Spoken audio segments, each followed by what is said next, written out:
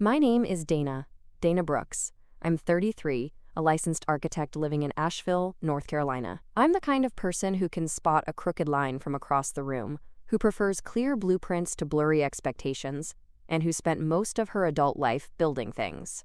Homes, firm reputations, but not family bonds. Because in my family, nothing built ever stayed solid for long. Before I continue, let me know in the comments what part of the world you're watching from. Also subscribe because another story drops tomorrow. Let me tell you how this story started. Not with betrayal, not with revenge, but with an envelope. It came in the mail on a Tuesday, tucked between utility bills and a Williams-Sonoma catalog I never ordered. Heavy cardstock, embossed lettering, gold foil trim.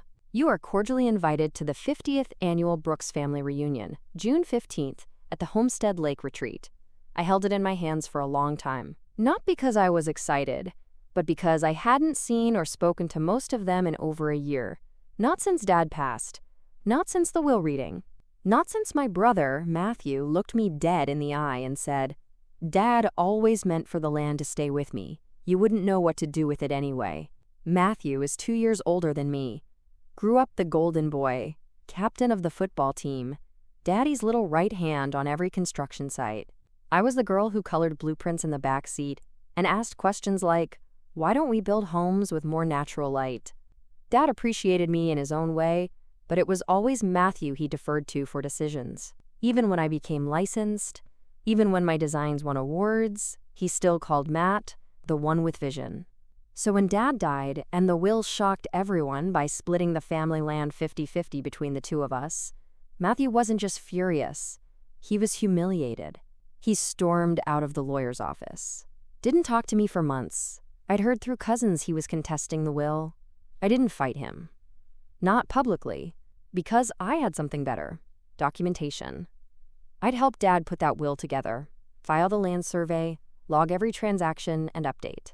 It was airtight. Still, I knew Matthew would find another angle, so when I opened that invitation, my stomach clenched. The reunion was happening at Homestead Lake, the family-owned property Dad left us. Technically mine now, too.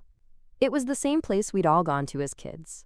Fishing in the muddy dock, bonfires that always ended with someone singeing eyebrows, Aunt May's potato salad that could stop a clock. I hadn't been there in years.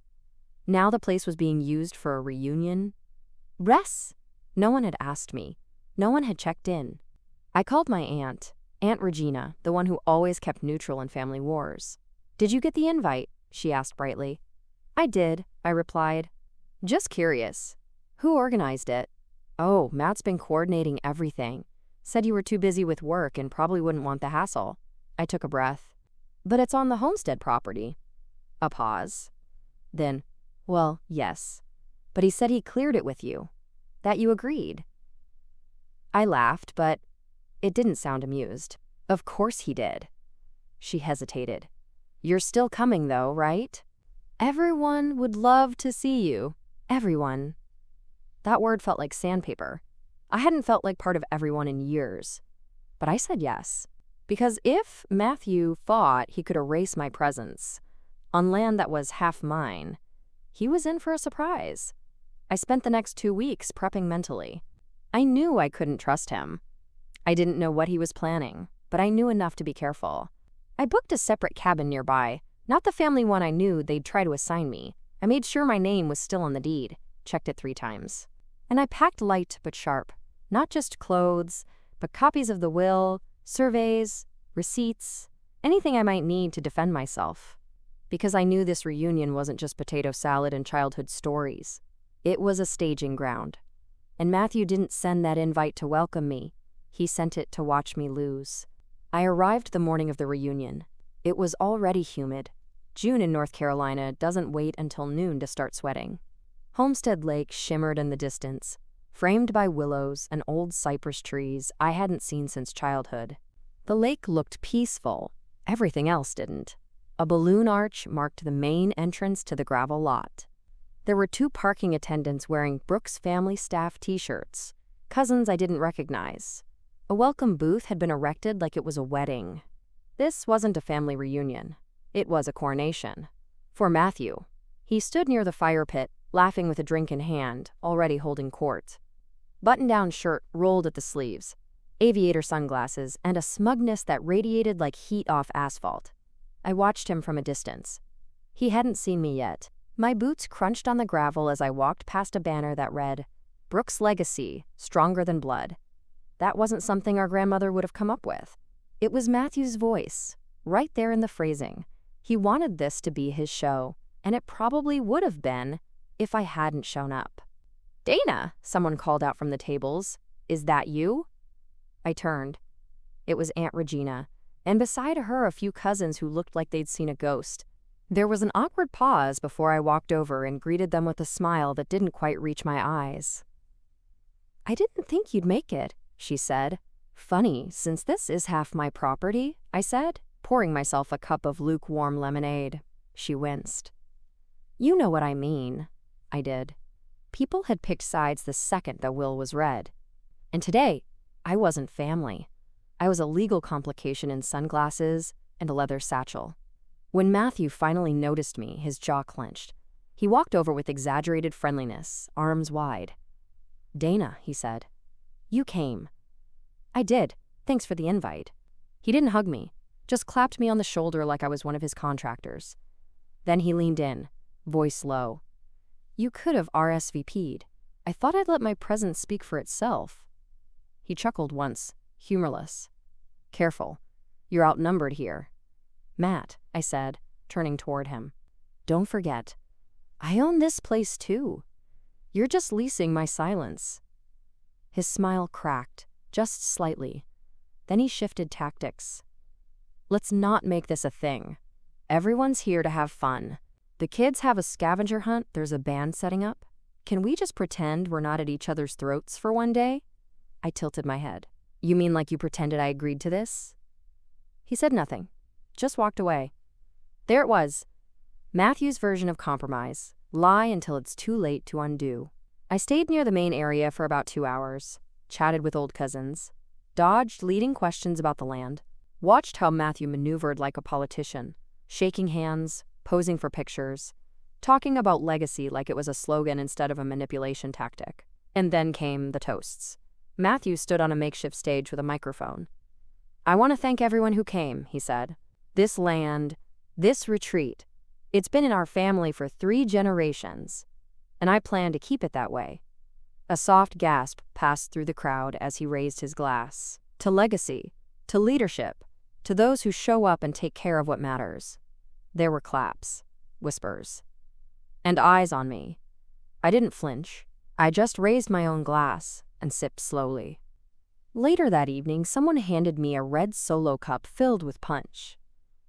"Matt sent this over," said a second cousin. "Said you'd prefer something stronger than lemonade." I took it but didn't drink it. Instead, I smiled and carried it casually around the picnic tables. I listened. I observed. And I watched Matthew. He wasn't just celebrating. He was waiting for something to go wrong. And then it did. About 30 minutes after I put that cup down, untouched, another cousin collapsed near the lake path. Paramedics were called. People panicked. Someone shouted about heat stroke, but the symptoms didn't match. Shaking hands, confusion, vomiting. And then it happened again. A second person, another cousin who, according to what I overheard, had accidentally grabbed my cup earlier. Everything slowed down after that, except for my brain, because deep in my gut, I knew what had just happened. That cup wasn't just punch. Someone had slipped something in it. And it wasn't meant for them, it was meant for me. And in that moment, one thing became crystal clear. Matthew didn't just want to control the land. He wanted me gone. The party didn't officially stop. But it fractured. 1 ambulance, then 2. The DJ turned down the music. Kids were ushered toward the cabins. Matthew paced near the first responder van, phone pressed to his ear, faced the perfect picture of concerned leadership. He was putting on a show. But I wasn't watching it anymore. I was working. While others crowded around the paramedics, I slipped to the edge of the gravel road and dialed someone I hadn't spoken to in 2 years, Jordan Vega, a friend from college.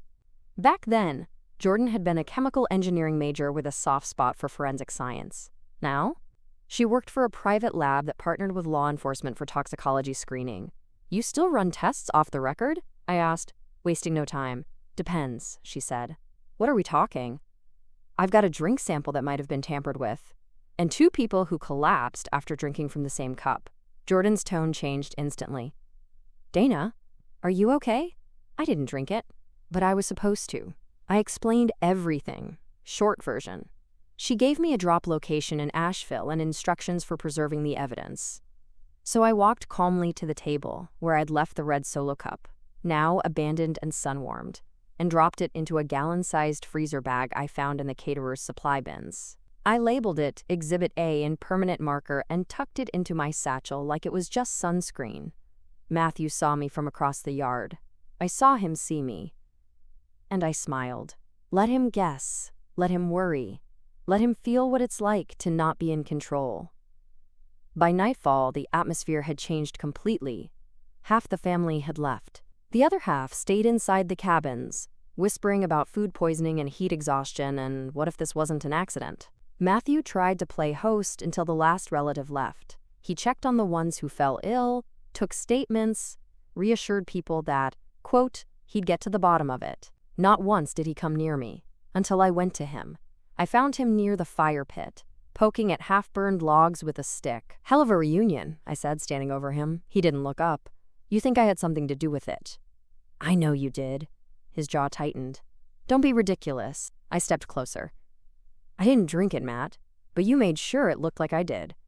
His eyes flicked to the satchel slung over my shoulder. "You planning to report it?" "Not yet." That made him pause. I sat down on a cooler across from him and folded my hands. "Why now?" I asked. "What?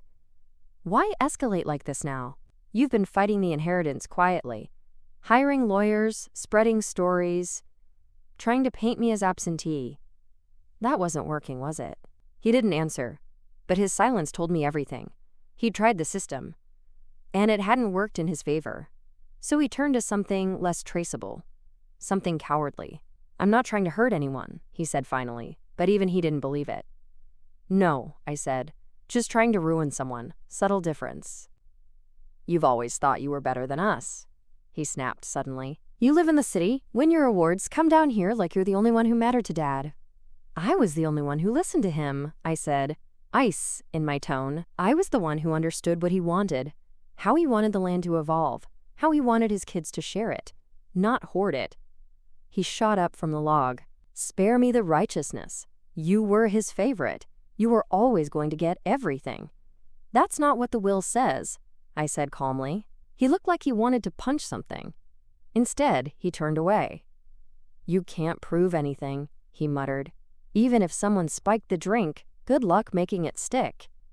I let him walk away. I didn't need to make it stick. I just needed to make it sting. I slept in my off-site cabin that night with the satchel clutched to my chest and a USB stick tucked under my pillow. Because I'd been ready. Weeks before the reunion, I'd quietly installed 3 game cameras around the perimeter of the main gathering area. My firm uses them to record construction site progression. But they work beautifully in low-light conditions, especially if someone's trying to do something underhanded when they think no one's watching. The next morning, I retrieved the SD cards. It was like watching a slow-motion betrayal. Matthew, approaching the drinks table after dusk, looking around, reaching into his pocket, pouring something quickly into a single cup, red plastic, just like mine, then nodding to a cousin, and walking away. Time-stamped, date-stamped, high-definition proof. Not enough to convict? Not yet. But enough to confront, and enough to make him sweat. I didn't go to the police. Not yet. Instead, I drafted a letter. One copy went into a sealed envelope from my lawyer, the other into Matthew's hands. It read, "Matthew, here's what I know. On June 15th, during the Brooks family reunion, you tampered with a drink intended for me. You used my inheritance as a motive and planned the setting carefully. Unfortunately for you, You were recorded doing it. 2 people drank that cup instead. They may not press charges, but if they do, there's enough here for criminal intent. I will not report this on one condition. You sign over your half of Homestead Lake immediately, permanently. In return, I keep the footage, I keep your name out of police reports, and you get to walk away from this with your reputation intact. You wanted to control everything. Now you can control one thing, how this ends. You have 48 hours. Dana. He read it under the shadow of the old oak tree where we used to race bikes as kids. He didn't say a word. But when he looked up, he was pale. And for the first time in our lives, my brother looked afraid of me. He should have been. Because I had been building foundations all my life, and now I was ready to tear his down, brick by brick. He didn't respond right away. After reading the letter, Matthew folded it like it was nothing more than a grocery receipt and stuffed it into his back pocket. He said nothing, but his face did all the talking. Jaw twitching, eyes darting, the way a cornered man scans for exits. I didn't push. I just walked away and let the clock start ticking. I gave him 48 hours. I spent the first 24 documenting everything. I emailed Jordan the footage and labeled the video file. Matthew Cup _6.1 5.2 5 _cam2. She replied within the hour. Jesus, this isn't subtle at all. I'm forwarding this to my forensics contact. He can prep a formal analysis if needed. The sample I gave her, my untouched solo cup, was already being tested. She didn't promise anything, but she said the chemical trace was interesting. Possibly a mild sedative, something fast-acting, not fatal, not traceable without a specific screen. Amateur stuff, but dangerous enough. I knew what Matthew's plan had been. Get me woozy, get me seen as unstable. Maybe I trip over a dock rail. Maybe I fall into the lake. Maybe I just get overwhelmed and leave. Either way, the story would be the same. Dana couldn't handle the pressure.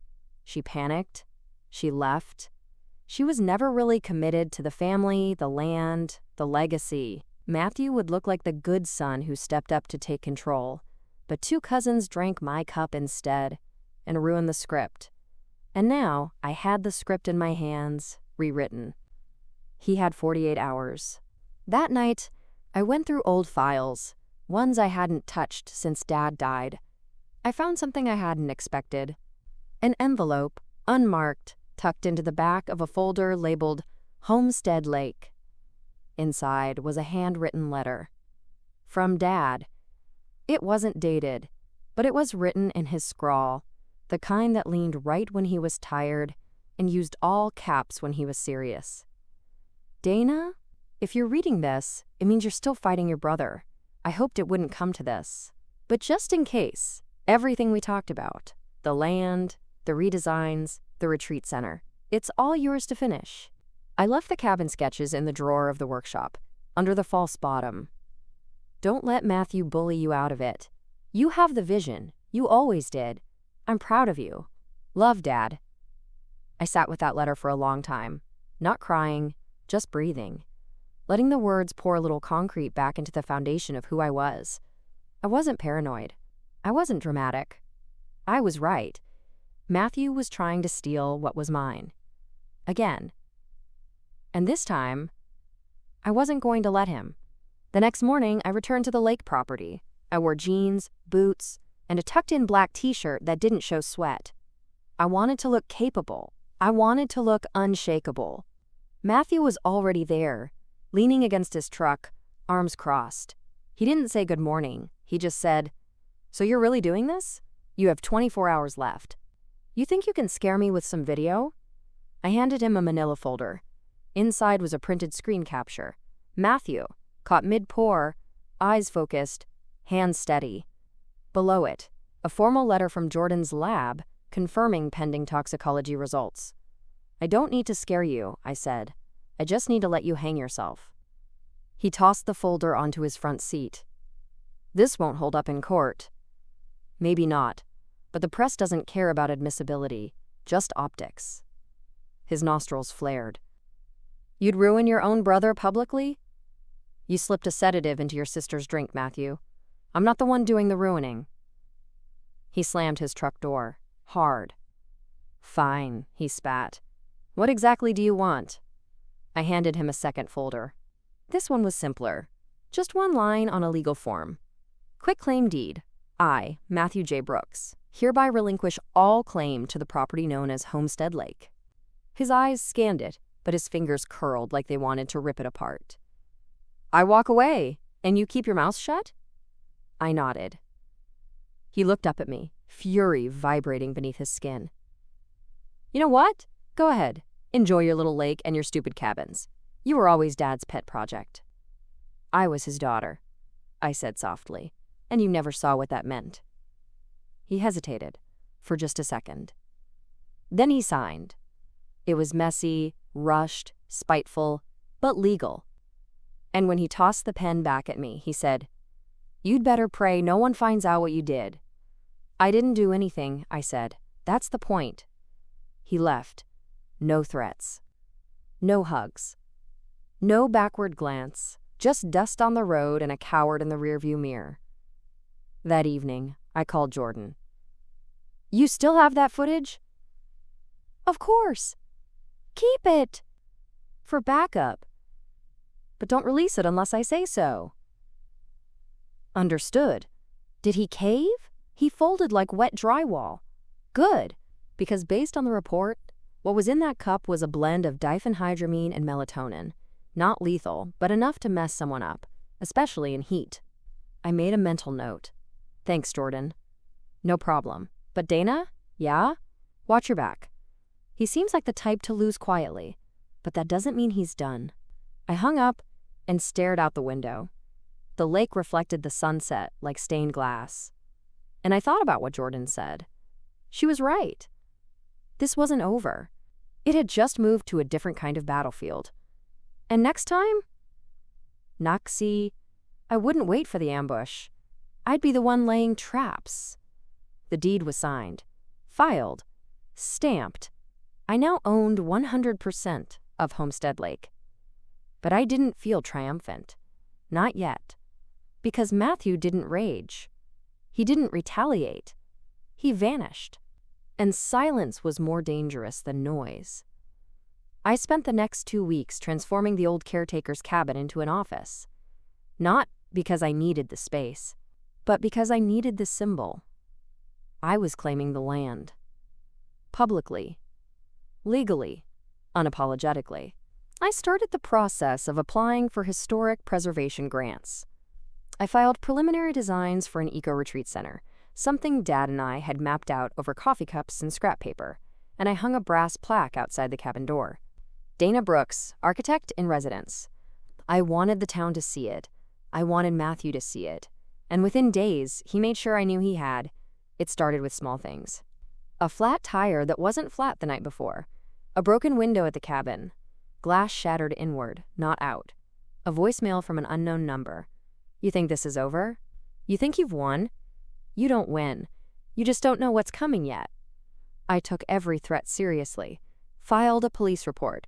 Installed cameras, upgraded locks, bought pepper spray. Even though I'd never carried it before, I wasn't afraid. I was prepared. Because this time, I wasn't going to play defense. I was going to pull a Matthew. Only better. Cleaner. Smarter. Legal. I called my attorney Claudia Hayes. She was sharp, efficient, and had the kind of courtroom presence that turned bullies into stammering toddlers. I want a forensic audit, I told her. Of what? My father's accounts. Especially anything tied to Matthew. Bank transfers, real estate liens, shell companies, everything. She raised an eyebrow. Looking for a smoking gun? No, I said. Looking for the fuse. 3 days later, Claudia called back, and her voice was tight. You're going to want to sit down. I was already seated. 3 months before your father died, she began, Matthew took out a private loan, using the Homestead Lake land as collateral. I froze. Impossible. The property was jointly owned. Correct, which makes this illegal. She sent me the documents. Forged signature, fake notary stamp. The loan amount? $145,000. Used to fund a failed land flipping deal in Tennessee. And now the lender, someone named Clint R. Voss, was demanding repayment. I spoke to the bank, Claudia added. They've started sending default notices, which means the lien could become a foreclosure trigger. On my land, I said flatly. Yes. I exhaled slowly. Matthew hadn't just tried to poison me. He'd already stolen from me, again, months before. He was planning to bankrupt the property and swoop in to rescue it when I bailed. The inheritance was his backup plan, and I'd unknowingly saved him from default by forcing him to sign it over. Does he know I know? I asked. Not yet, but I can contact the lender and start the process to nullify the lien. Fraud, forgery, and unauthorized use of collateral, all provable. Not yet. Claudia paused. Dana, he broke multiple laws. I know, but I need him to see what it feels like first. I had a new plan. I didn't want revenge. I wanted clarity. I wanted everyone who believed Matthew was just a passionate son or wronged brother to know exactly who he was. So I invited the whole family. Again. Another event. Smaller this time, just close relatives. Celebrating the new vision for Homestead Lake. I sent out cards with a gold-embossed rendering of the eco-retreat concept and a soft tagline, "Come see what we're building together." Matthew was on the list, and I knew he'd show.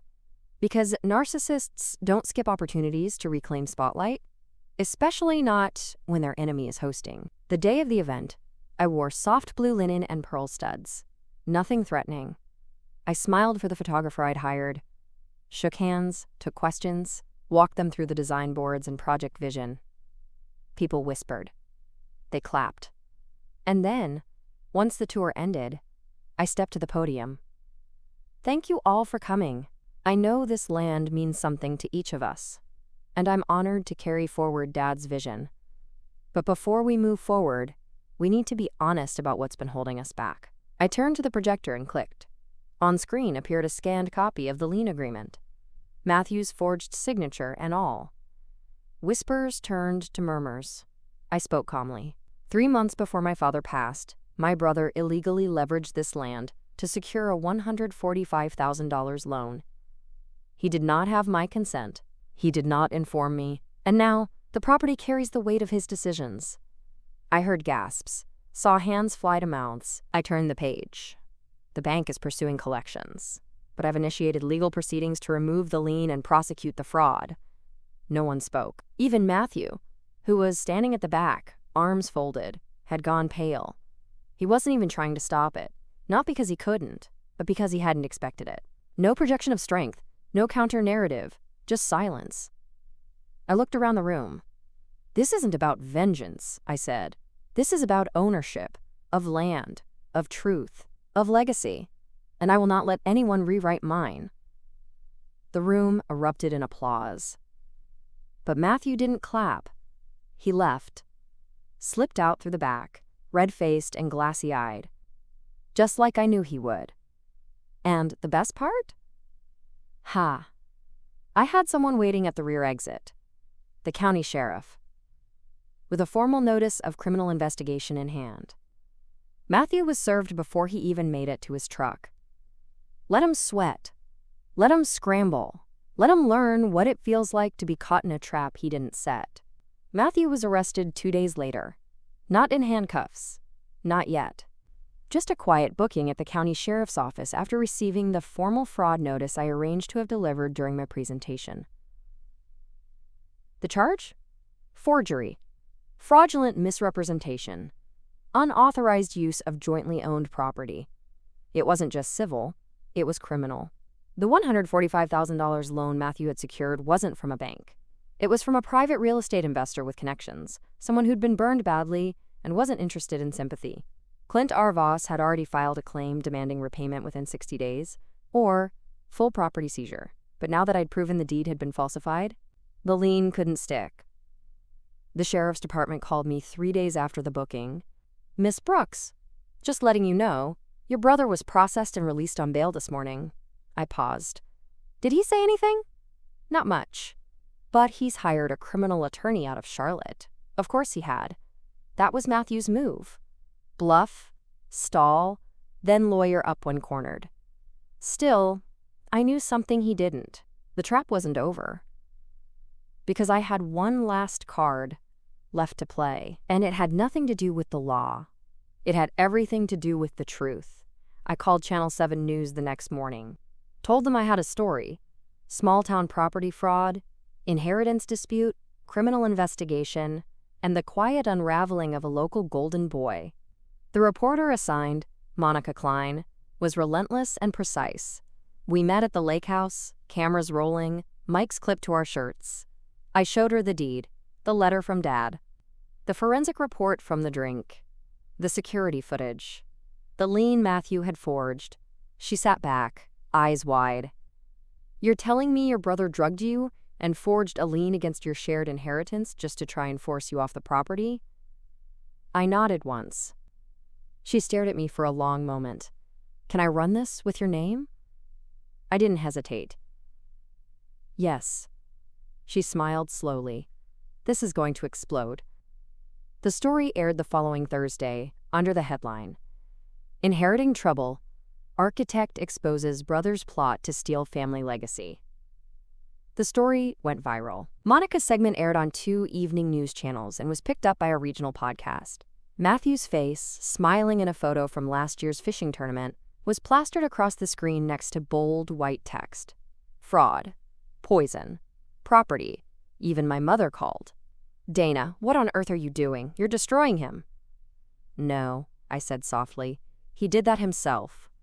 She didn't speak for a while. Then came a whisper. "Is it all true?" "All of it," she sighed, and for the first time in my life, my mother didn't try to make excuses. Just said, "I don't know who raised that boy." 3 weeks passed. Matthew went quiet. No calls, no texts, no social media posts. But word traveled fast. His job, site manager for a residential build company, put him on unpaid leave pending the investigation. The private lender withdrew the lien after my lawyer sent a certified affidavit detailing the fraud, and the county opened a second inquiry. Not about the land, not about the forgery, but about the incident at the reunion. The cup. Jordan had completed the lab results. The substances found were diphenhydramine and melatonin, just like she'd guessed. Enough to cause disorientation, enough to cause unconsciousness in heat. The report was included in the file I turned over to the DA's office. There would be a decision in the coming months on whether to pursue criminal charges for attempted harm. I told the DA I wouldn't press unless the affected cousins wanted to. But I also made it clear that I had everything documented. Matthew wasn't facing one loss. He was facing collapse. 1 month after the news story aired, I stood at the edge of Homestead Lake. The water was calm again, the sky was clear, and the land felt mine. I held the original cabin sketch in my hand, the one Dad left hidden in the workshop's false drawer.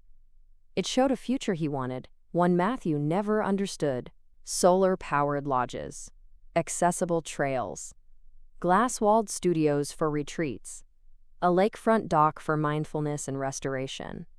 He had dreamed of turning this into a haven, not a battlefield. And now I had the freedom to make that dream real. Construction would begin in the fall. Permits were approved, local contractors lined up, funding secured through a private conservation grant in my firm's development fund.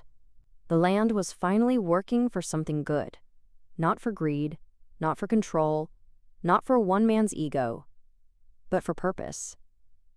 I hadn't seen Matthew since the day of the event, until he came to the lake. Uninvited. It was a Tuesday morning when he showed up. I was out by the workshop with Cole, one of the lead contractors, reviewing elevation stakes for the cabins. We'd just approved the revised layouts when I spotted a figure at the edge of the tree line, right near the old cypress stump. Matthew. He wasn't dressed like himself. No sunglasses, no boots, just a wrinkled flannel, worn jeans, and the posture of a man trying to shrink into the dirt.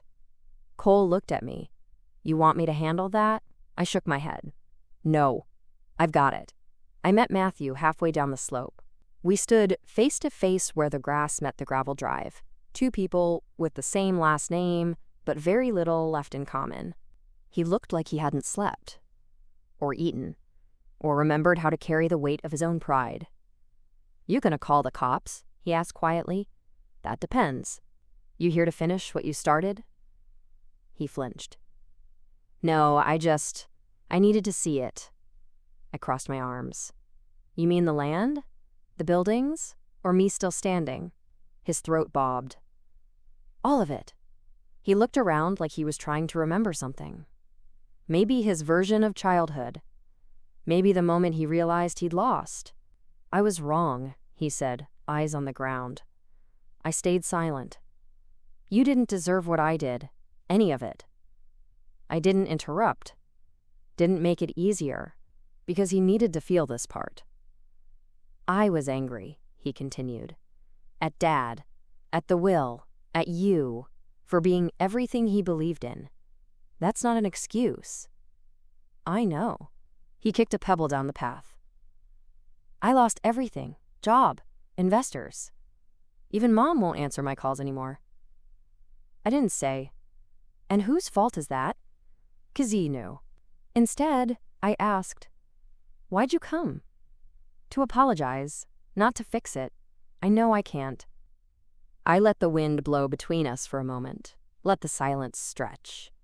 Then I said, "Do you even know what was in that cup?" He swallowed. "Enough to make you stumble." Seemed disoriented. "I wasn't trying to kill you." "That's not how the law sees it." I figured. We stood there a minute more. Then he pulled something from his back pocket. An envelope. He held it out. I hesitated. "What is it?" "My part of Dad's journals. The ones he kept on the build plans. I took some pages after he died. Thought I had more right to them. But they're yours. Always were." I took the envelope. It was thick. And it felt like a piece of something I didn't realize was missing. "Thank you," I said simply. He nodded, turned, and started walking back toward the road. But just before he reached his truck, I called out, "Matthew." He turned. "If you ever do anything like this again, anything, there won't be deals. There won't be lawyers. There'll just be prison. You understand?" He nodded once. "I do." He got into his truck, drove away, and didn't look back. That evening, I sat on the porch of the new cabin foundation. Just plywood and beams for now, but already shaped like something whole. I opened the envelope. Inside were Dad's sketches, sure enough, but there was also a letter, written in Dad's handwriting, dated 6 months before his passing. "Matthew, I know you think this land belongs to you, but it doesn't. Not because of legal titles, but because you don't see it. Not the way Dana does. She doesn't just want to own it. She wants to build something here. You just want to stand on it and say it's yours. That's not legacy, that's ego. And I won't let you ruin what could be beautiful. I hope one day you understand that. But if not, don't fight her. She's stronger than you realize, and this land deserves her more than it deserves either of us." I let the words sink in like sunlight through trees. Dad had seen it. Even if he hadn't said it out loud when he was alive, he'd written it. He knew. And that mattered. Today, the retreat is nearly finished. We call it Second Shore, a place where people come to find peace, restore clarity, and reconnect to what matters. The irony isn't lost on me. This land, once a battlefield for betrayal, is now a sanctuary. Matthew? He moved to Georgia, took a job managing equipment for a lumber yard. He's not the same, people say. I believe them. Consequences will do that to a man. He still hasn't spoken to most of the family. But last month, I got a letter. It was short. Just 4 words. You made it beautiful. I folded it and tucked it between the cabin plans in my binder. Not as proof of forgiveness, but as confirmation of growth. Because revenge doesn't always roar. Sometimes it builds. Sometimes it plants roots. And sometimes the Homo Canarians. It waits quietly until the storm passes, then opens the door to something far greater than winning. and that winning is peace. I used to think silence was strength. That enduring betrayal quietly, walking away from injustice without a word, made me the bigger person. But I've learned something far more important. Boundaries are louder than words, and sometimes justice needs a voice. Yours. My brother didn't just try to steal my land. He tried to erase my name from the legacy my father and I built together. But instead of fighting fire with fire, I fought with truth, with strategy, and with unshakable clarity about who I am. And now, Briet, this land stands as proof that healing isn't soft. It's deliberate, that revenge doesn't have to destroy, it can rebuild, and that protecting your peace isn't selfish, it's sacred.